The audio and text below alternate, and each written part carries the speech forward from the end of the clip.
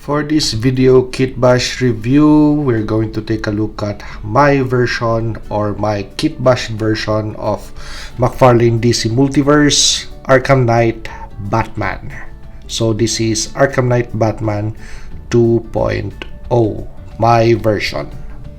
This Kitbash version of McFarlane DC Multiverse Arkham Knight Batman was actually inspired by this DC Multiverse Batman action figure. So let us do a 360 view of the source material. Okay, so let's discuss changes and body parts that are new on this Arkham Knight action figure. Okay, so let's start with the head unit. So the head unit belongs to a Target exclusive McFarlane Toys DC Multiverse Batman Beyond. Okay, so next on the shoulder area. So as you could see, it's already missing its shoulder piece or armor.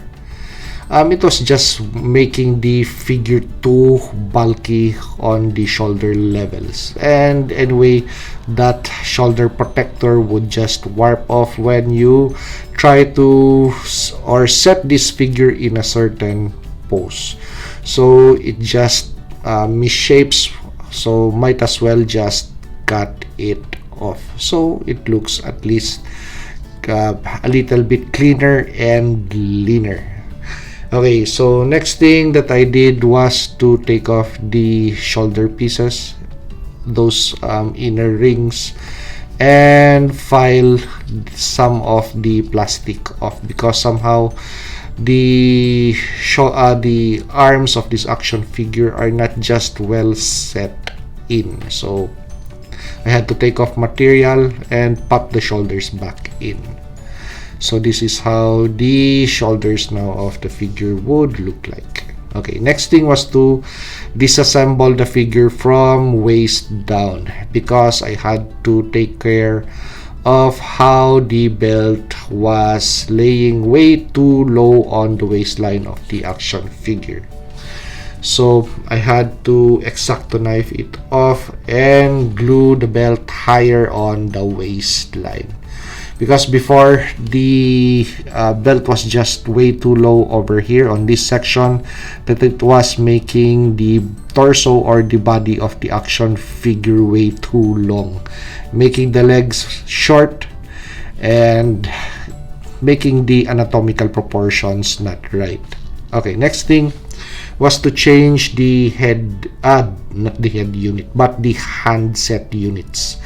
So from the ball and the hand, which made the arms way too long, actually almost riding to this section, I just tried to find a handset that were fists and did not have the ball.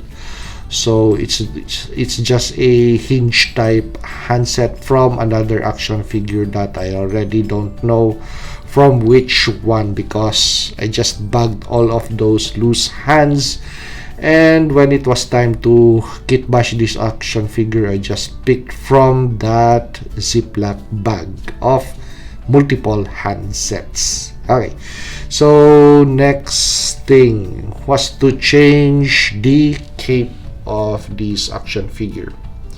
So it is now sporting the McFarlane Toys DC Multiverse Future Foundation cape. So it's from this action figure,